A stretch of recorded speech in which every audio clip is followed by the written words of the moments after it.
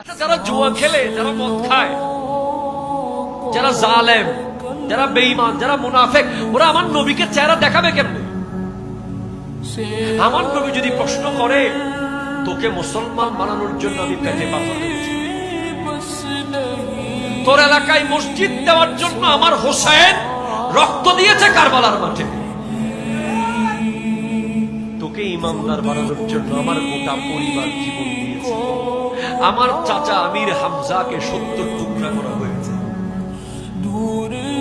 কিভাবে আমার দিন বাদ দিয়ে ইহুদিদের দিন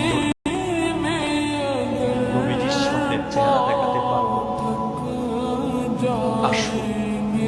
ফিরে আসি। কোরআন বলছে ওয়া আনিবু, ফিরে আসুন,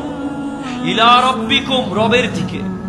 ওয়া আসলিমু লাহু, আত্মসমর্পণ করো রবের কাছে, মিন কাবলি আইয়াতিয়াকুমুল আযাব, আযাব আসার আগে ফিরে আসো, সুম্মা লা তুনসারুন, আযাব যদি চলে আসে আর কেউ তোমাকে রক্ষা করতে পারবে